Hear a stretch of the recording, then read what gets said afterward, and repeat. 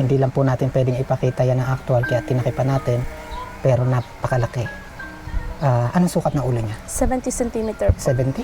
Hindi nakakarinig, hindi na rin nakakakita. Po. Hindi na rin po. Ang trigger po ng seizure yung talagang nanginginig po siya, nangingisay po siya, tumitirag po yung mata niya. Po, bash po at saka palalait po yung nare-receive namin. Sinasabihan po siyang alien, maligno, ganun po. Sana po sa may mga mabubuting puso po, palambing naman po kami ng tulong. Pakatok naman po sa inyo mga puso. Kulungan niyo po sana ako, lalo na si Baby Princess po. Tao po. Ay ate. Yo po, magandang hapon po. Pwedeng tumulay. Opo, pili po kayo po. Lalagyan muna kita ng mic. I-clip mo lang. Po, Kung may kilala mo na. Opo, Pero magandang hapon po sa papakilala inyo. pa rin ako ha. Opo. Ayan. Ako ay si Kuya Benji. Ako ay taga Batangas City. Isa kong charity vlogger. Opo. Ang layunin ko yung makatulong sa mga kababayan natin. Pero hindi ako natulong ha. Yan, tatandaan lagi. Ang natulong yung mga kababayan natin. Ikaw ba'y sumasang-ayon na makuna na iyong kalagayan? Opo, walang problema po. Maraming salamat po sa pagpunta po ito sa amin at pag-response po sa message Anong po. pangalan ni ate? Ako po ay si Mary Amor Ferrer po. Taga Hagan Oriental Mindoro po kami. Bali, nandito lang po kami kasi galing po kaming Manila. Dinala ko po siya sa doktor. Kaso na stranded po kasi medyo na-short po kami sa budget po pamasahe pa uwi po. Ikaw, ilan taon na ikaw? 29 years old po. May asawa? Meron po. Kaso medyo nagka-problem. May problem po. Parang ganun po. Sa madaling salita, Parang ako lang po. single mother. Ilan na inyong anak? 4 po. Panganay po siya. Ano bang pangalan ni baby? Princess Lazy po. Ilang taon na siya? 8 years old na po siya. Meron po siyang congenital hydranencephaly with seizure disorder po. Ilang taon yung mga bata na anak? Bali, yung sumunod po sa kanya is 7, tas 4 po, at saka 1 po yung baby ko po. Again, ilang taon na si Princess? 8 po, 8 na siya. tas 7 po yung sumunod. Taga saan nga kayo mismo? Hagan, Bungabong, Oriental, Mindoro po. Kumusta yung kabuhayan niyo doon? Medyo mahirap po doon kasi bundok po. Medyo mahirap po ang buhay po doon. Hindi po katulad po dito na easy lang po makahanap ng trabaho. Doon po kasi is kailangan po talagang kumayod ka, makipagsapalaran ka po sa mga bukid-bukid po, makigamas-gamas ka po, parang ganun po. Pag sinabing mahirap, paano mo i-describe yung salita? Talagang isang kahig, isang tuka po talaga. Kailangan mo talagang kumahig po para makakain ka po araw-araw. Mabini, Batangas to, no? Opo. Bakit kayo narito sa Mabini? Galing po kami ng Manila po. Bali, dinala po namin siya kasi nag-seizure po siya at kailangan po siyang matingnan ng neurodoctor. Naka 3 weeks na po kami sa Manila, bali sa waiting area lang po kami naglagi. May naawa din naman po sa aming mga kakilala po, di kahit paano po is tinulungan po kami makahanap po ng apartment po na matutuluyan doon. Nitong po kasi yung natapos na po yung namin sa upa, kaya napilitan po kaming mag-out na. Gaano katagal kayo sa Manila? 3 weeks po. 3 weeks na. Bakit kayo nagpunta ng Manila? Para po ipa-check po siya. Kasi nagsisi-seizure po, tapos nagsusuka po siya. Mga kababayan, ito po si Princess. Ilang taon na siya? 8 years old po. 8 years old. Anong sitwasyon niya? Anong Meron po karamdaman? siyang congenital hydranencephaly with seizure disorder po. Bali, na-operahan na po siya noong 2018, kaso yung shunt niya po is na-remove noong 2022 po dahil nag-malfunction po at nagka-infection po. So ngayon po wala po siyang shunt. Nakadepende lang po sa gamot yung kalagayan niya ngayon. Pag wala po siyang maintenance, doon po siya nag-trigger na magka-seizure po, disorder po.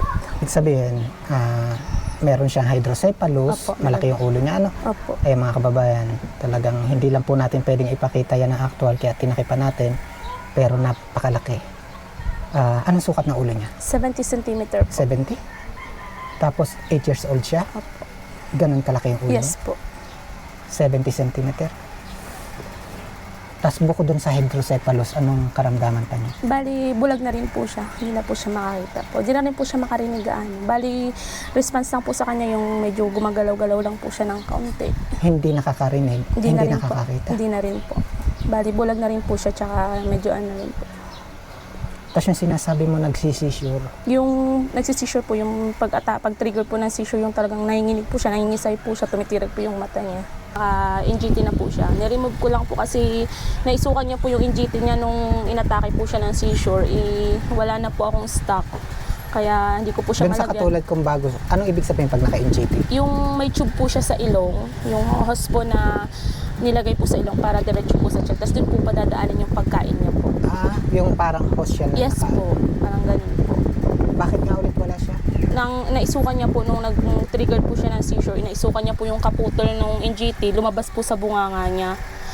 Ang gawa ko po, hinila ko na lang po, ni-remove ko na lang po.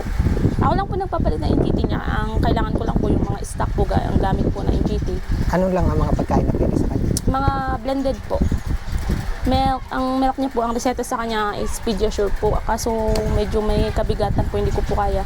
Balik po kami sa Bear Brand po. Bear Brand 45 lang po. Kasi malnourished po siya, sabi po ni Doc is ano daw po, Pediasure daw po yung kailangan sa kanya. May kamahalan po yung isang box po, hindi po talaga kaya. Kaya balik po kami sa Bear Brand muna po. 8 years old siya. Yes po. Ang nipis ng ano niya, oh. Baby, nak. Katatapos niya lang po mag-seizure kanina lang po. Gaano kadalas siya nagsisis? Pag sobrang init po, minsan po is mga magkakasunod din po. Pero tumatagal po siya ng mga 1 to 3 minutes po. Tapos yun na po. Pero sunod-sunod po siya. Yung pagluwas niyo ng Manila, Yung pagluwas po namin para patingnan lang po siya sa neuro kung ano po yung sitwasyon na po ng ulo niya po. Bali, kaya lang po kami nakalabas dahil sa tulong-tulong lang din po ng mga kakilala po namin, mga charity pages. Hindi man po gaano kalakihan, pero talagang nagtulong-tulong po sila para makaluwas po kami ng Manila. Nagka-problema lang po kami ngayon pauwi na gawa ng sa tagal din ho namin sa Manila, halos na short na rin po kami sa budget, hindi na po kami makauwi. Kaya nag-decide po kami na mag-stay muna po pansamantala hanggang sa maka-anuli po ng pamasahe po pauwi. sa madaling salita, hindi kayo makauwi ng Mindoro dahil Dahil wala po kami pamasahe. anong paraan para makauwi lang kayo? Inaantay po namin yung ambulance po na pwede po magsundo sa amin. Para makisabay pabalik, Opo, para makasama. makalibre sa pamasahe. Opo. Paano kung wala yung ambulance? Wala po, mag-aantay po kami kung kailan po kayo magkakapera or saan po kayo makakadilain siya po ng pampamasahe po para makauwi po. Paano yung, kumusta yung dalawang batang naiwan doon? Hindi po yung naalala ko po. Halos mag-isang buwan na po kasi sumanong, hindi ko pa alam kung anong sitwasyon na po nila kasi habilin ko lang po sila doon. Kumusta yung resulta ng pagpunta niya ng Manila? Bali, okay naman po yung result niya. Sabi po ng doktor niya, hindi na po siya pwedeng i-surgery dahil once po na i-surgery siya, ma-overdrain daw po yung tubig sa ulo niya, maging possible daw po na bumigay po siya. Kasi yung brain niya po is parang yung gatuldok na lang po, talagang balot na balot. Kasi yung tubig po sa kanya mayroong bad effect po at saka good effect po. Yung good effect po, yung parang yung water na rin po yung naging protection po ng brain niya sa mga damage or infection po. Yung bad effect niya naman po, yung pagtitrigger niya po ng seizure dahil din po sa tubig. Bali, maintenance na lang po yung nag-ano sa kanya, maintenance po na gamot. Kaya, Kumusta yung mga financial na pangailangan para kay Princess? medyo hirap din po kasi halos talagang namamalimos na po kami through social media pero wala pong napansin sa amin. Tapos, napapagdamalan pa po kaming scammer minsan. Binabas po kami. I-scam lang daw po kami. Ginagamit daw po namin si baby. Sobrang hirap din po kasi. Doon sa amin po kasi halos wala po talagang hanap buhay po doon. Maliban po sa minsan makikigamas ka po dun sa may mga lupa po dun para kumita ka or may kipaglabada ka po. Pag wala po ganun, wala po kaming kita, wala po ano. Pero minsan may time din naman po na kahit pa paano po may tumutulong po sa amin na nakakapansin po through social media. Pero kalamangan po, bash po at saka palalait po yung nare-receive namin. Sinasabihan po siyang alien, maligno, ganun po. Ako po ay kumakatok at naglalambing po sa inyo ng tulong para sa baby po, sa baby princess po. May lifetime po siya na gamutan, maintenance at pangailangan po. Wala po akong napagkukunan po ngayon na hanap buhay. Hangin sa tulong lang po ng ibang tao kami kumukuha ng kahit pa paano po sinusuporta sa kanya. Sana po sa may mga mabubuting puso po, malambing naman po kami ng tulong. Ano man po yung may pagkakaloob niya po. Napakalaking tulong na po sa amin. Lalo na po kay baby princess. Pakatok naman po sa inyo mga puso. Kulungan niyo po sana ako, lalo na si baby princess po.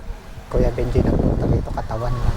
Wala po ano yun, mga karangalan na po na mapunta ng isang Kuya Benji. Kasi ang tunay naman, ayan, di ba lagi ko naman sinasabi, ang tunay na tumutulong, yung ating mga kababayan. Yes po, Kaya- nanawaan ko po. Una sa lahat, dasal tayo. Sana, Kaya praying lang po. sana may makarinig ng ating panawagan para kay Baby Princess. Kaya mga kababayan, sa mga nais po magpabot ng pagmamahal, kung kayo magsesend sa ating account, importante isang maiksing message for Baby Princess. Yun po para alam ko na kung may matatanggap po ako, yun po ay para sa kanila.